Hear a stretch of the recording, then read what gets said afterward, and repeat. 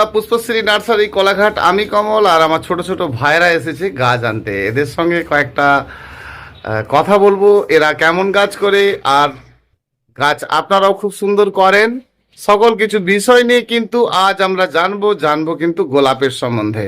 বুঝতে পারলে তো অবশ্যই একটাবার করে আপনাদেরকে ফোন করতে হবে।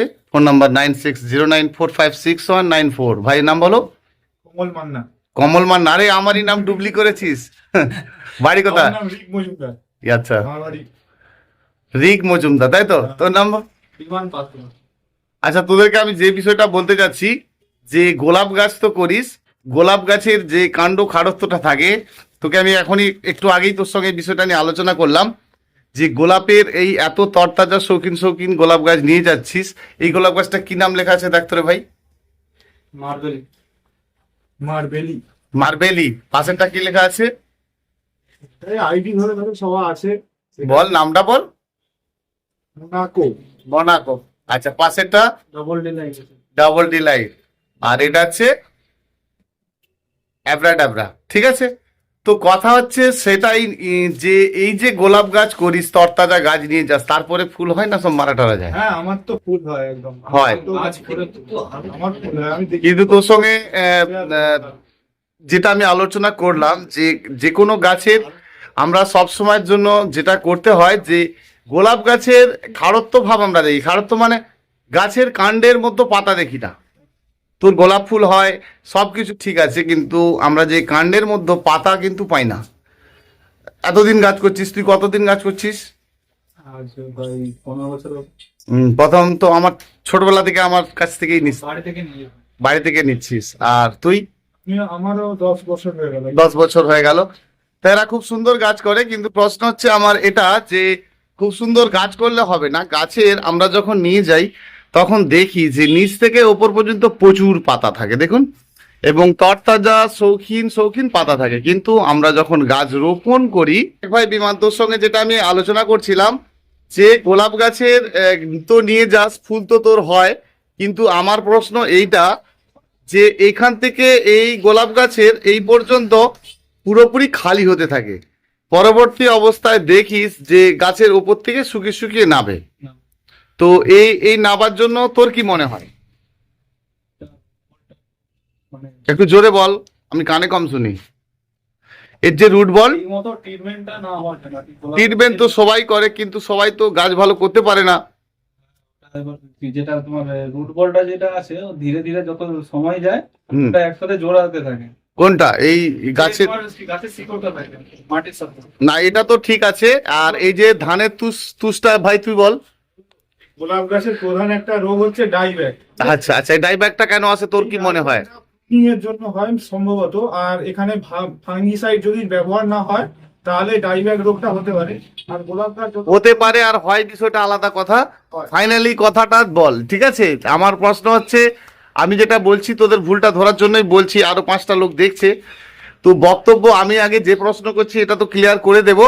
এই যে ধানের চিটে সহ গাছ নিয়ে যাস, এই চিটে সহ গাছ বসাস কিনা? অবশ্যই এটাকে সম্পূর্ণ ঝেড়ে ফেলে দিতে। আচ্ছা, গাছ রোপণ করার সময় একদম টু দা পয়েন্ট, মাঝখানে কোনো গেজাখড়ি চলবে না, ঠিক আছে?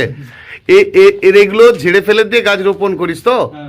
গাছ রোপণ করার পূর্বে মানে মাটির সঙ্গে কি মাখিস? আমি সাধারণত ডিমের খোসা বা মাটিটা যাতে একটু আলগা থাকে সেরকম ব্যবহার করি। সিন্ডার যদি থাকে, সিন্ডার তো খুবই ভালো গোলাপ গাছের ক্ষেত্রে।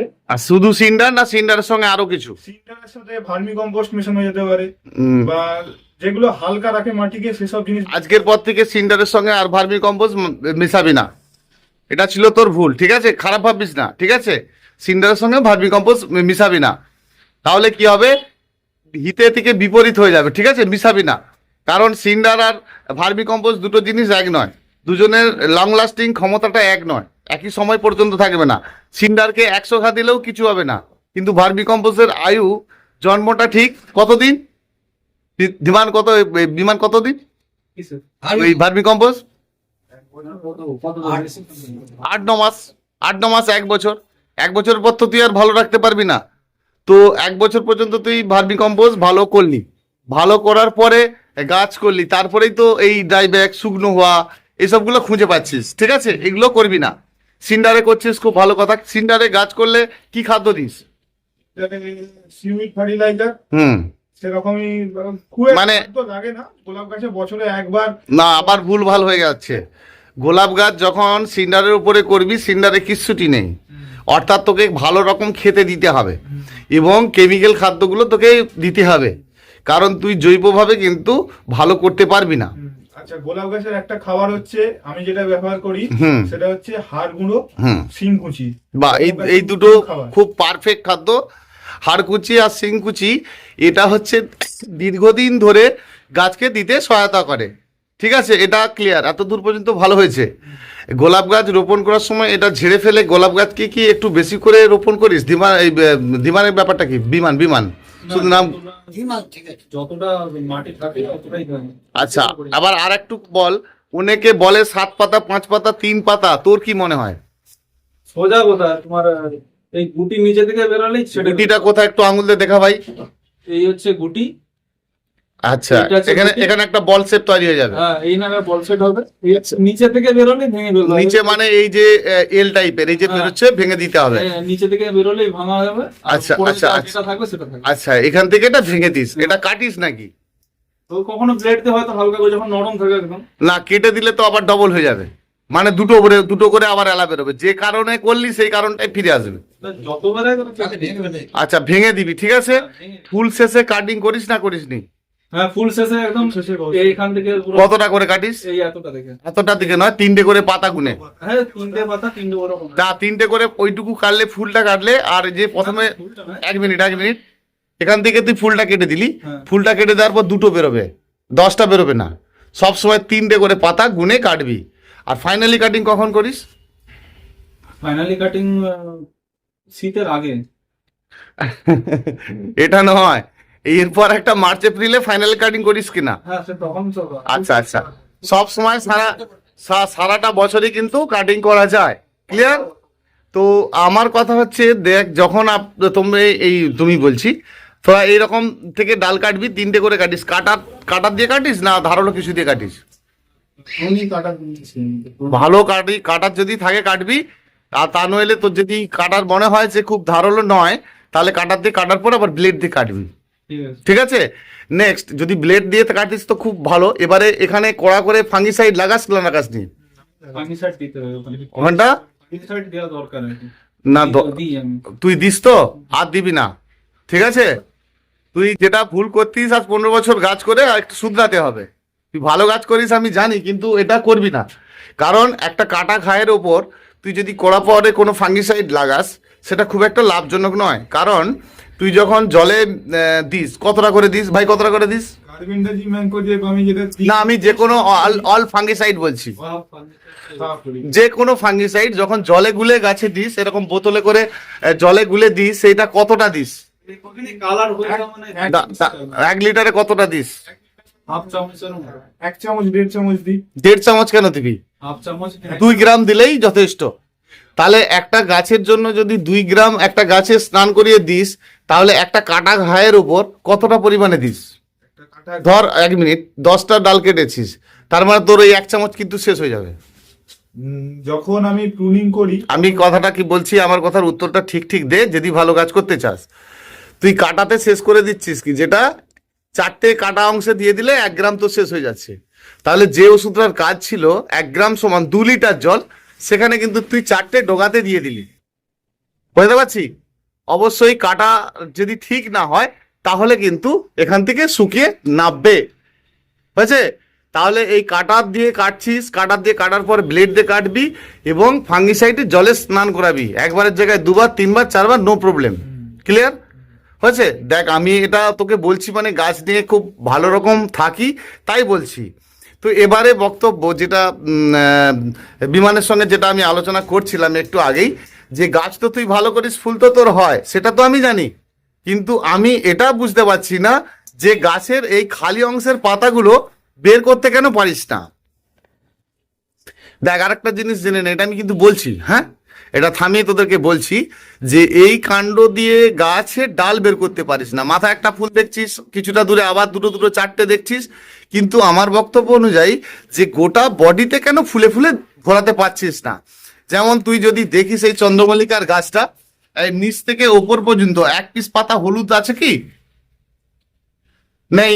তখন বলবি কি এরা নার্সারি পলিসিতে খাদ্য টাদ্য দেয় বেশি, এমন সিক্রেট খাদ্য দেয়, আমরা দিই না। এরকম পলিসি নয় কিন্তু, ঠিক আছে? এবার তুই জান যে এর যে মাটিটা গোলাপ গাছে আছে, দেখ একেবারে হাই খাদ্য দিয়ে, কিন্তু কোনো কমা খাদ্য নেই, ঠিক আছে? এবং মাটিতে কিন্তু অনেক ভজকট করা নেই। দেখ একটা মাটি খুলে দেখ, আগে দেখ, ঠিক আছে? প্লেন মাটি, খুব জোর হলে একটু বালি পাইল করে দিবি, ঠিক আছে? গ্রো ব্যাগে এটা দেওয়া হয়েছে কেন? গ্রো ব্যাগে দেওয়া হয়েছে এঁটেল মাটিতে প্রচুর পরিমাণে জল ধারণ করে। গোলাপ গাছে সপ্তাহে অন্তত একবার মাটি এলোমেলো করবি। সিন্ডারে করলে তোকে খাদ্য কিন্তু পরের পর দিয়ে যেতে হবে, তার রং ভালো রাখতে গেলে, হয়েছে? তাহলে গোলাপ গাছের এঁটেল মাটিতে এই গ্রো ব্যাগে কিন্তু দারুণ হয়, হয়েছে? গ্রো ব্যাগে করতে পারিস। এবারে আমার যে প্রশ্নটা, যে গোলাপ গাছের আমরা কাটিং এসব বুঝে গেছি, কারণ আমরা যত কাটিং করতে পারবো ততটা ভালো হবে। এবার আমরা এই গুটিটা বুঝে গেছি, গুটির নিচ থেকে বেরোলে ভাঙতে হবে, ঠিক আছে? এবার মূল যে বক্তব্য, যে এই গোড়ায় এই যে ফাঙ্গিসাইডের প্রলেপটা দিতে হয়, এই যে ফাঙ্গিসাইডের প্রলেপটা এই খালি কাণ্ডে কিন্তু দিবি, তার মানে এটা কিন্তু কাটা অংশ নয়, বুঝতে পারলাম?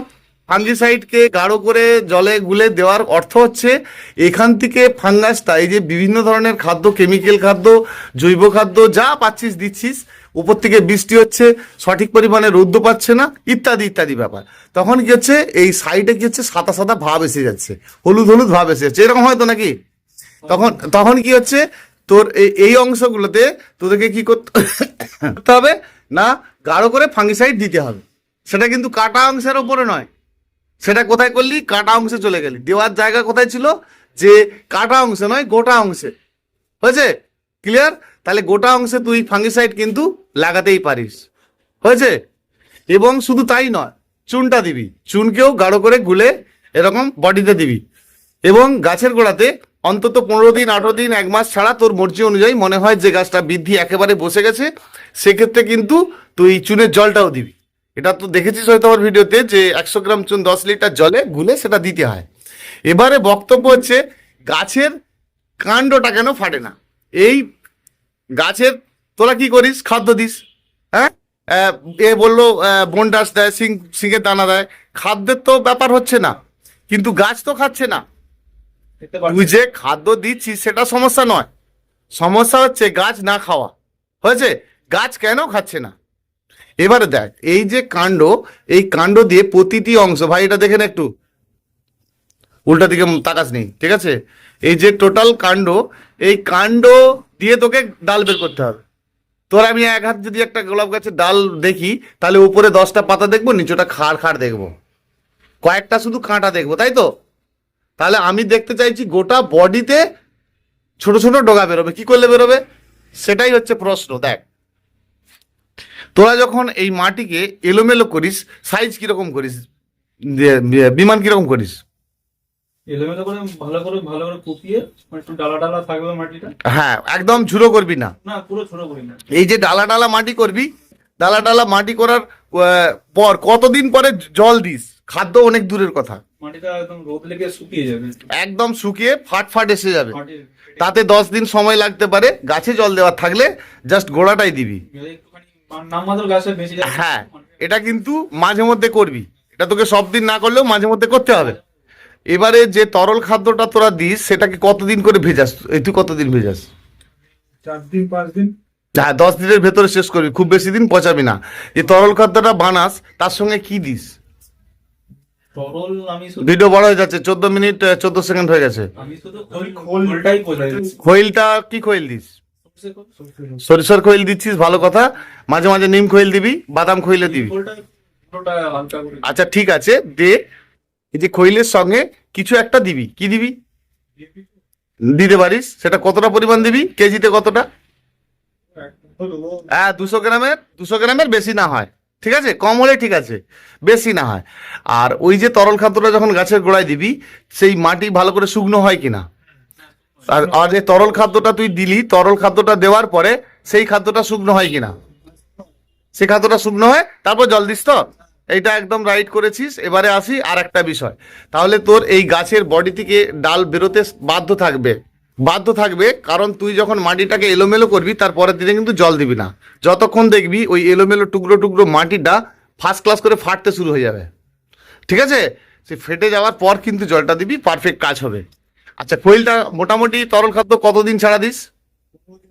না, এরকম দিন বিচার করে নয়, শুনে নে, দিন বিচার করে নয়, যেমন বাড়াবি তেমন বাড়বে।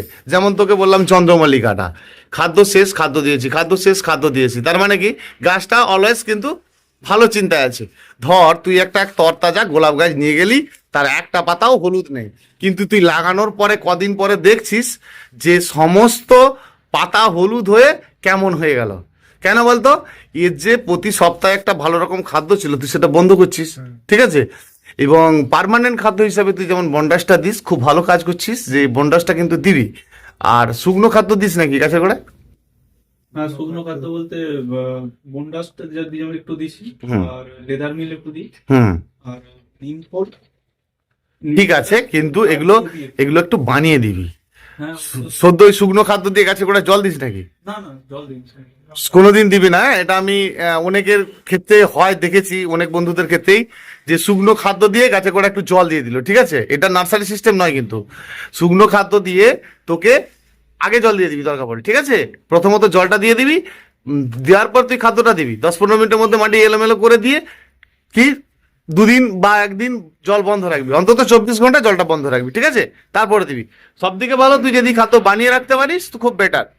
তো তাহলে বুঝলি যে কাণ্ডের এগুলো। আবার ওষুধটা বল, কি ওষুধ দিস? এটাই শেষ। ওষুধ প্রয়োজনে দিই, কাকা স্প্রে করি মাঝে মাঝে। হ্যাঁ দেখ, রোগ থাকলে, রোগ বুঝতে পারলে দিস, না মাঝে মাঝে দিস? রোগ থাকলে বুঝতে পারলে না, এইটা একটা তোর ভুল হচ্ছে। রোগ থাকলে তো গাছের অনেকটা খারাপ অবস্থা, একটু ভালো থাকা অবস্থাতে দিবি, বুঝতে পারছিস? 15 দিন, 12 দিন, 18 দিন তোর ফাঁকে ফাঁকে যেরকম কাজের সময় পাবি, যে আমার ছুটি আছে তো ভাই আজকে একটু দিতে পারি, তো সেরকম কিন্তু মাঝে মাঝে স্প্রে মাঝে করবি। মাঝে গোলাপ গাছে স্নান করে দিতে হয়। ইয়াস, একদম, অন্তত দিনে 2 বার স্নান করাতে পারলে ভালো। বিশেষ করে গরমকালটা অন্তত দিনে 2-3 বার স্নান করাবি, গোলাপ গাছ স্নান করাটা খুব পছন্দ করে, ঠিক আছে? আচ্ছা, অবশ্যই চুনের জলটা দিবি, কারণ গোলাপ গাছ ফাঙ্গাসটা কোনোভাবেই না অ্যাটাক করে, ঠিক আছে?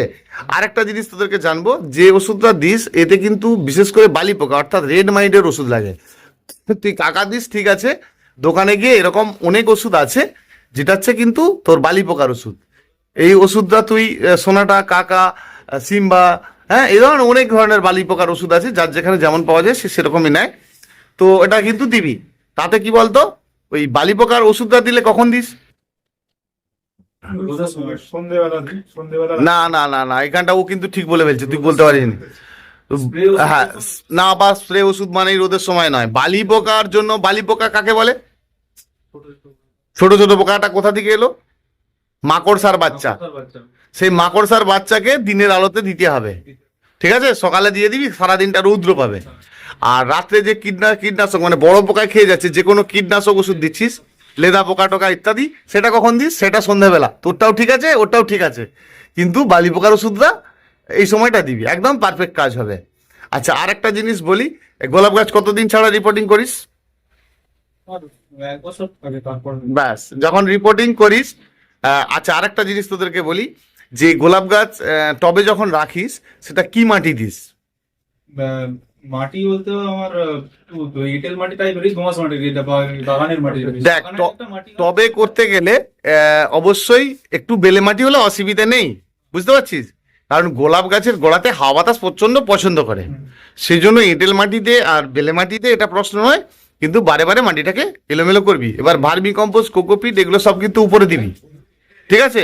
উপরে না দিলে গাছটা তোর ভালো হবে কি করে? কিন্তু মেঘে করবি না, মেঘে করলে অসুবিধা নেই, কিন্তু সেটাকে তোকে 6-7 মাস, 1 বছরের মধ্যে ও যেটা বললো ফেলে দিয়ে আবার রিপোর্টিং করতে হবে, ঠিক আছে? ঠিক আছে ভাই, মোটামুটি তোমাদের সম্বন্ধে আলোচনা হলো, বোঝা গেল কিছুটা, আর আশা করি সবাই বুঝতে পারছে।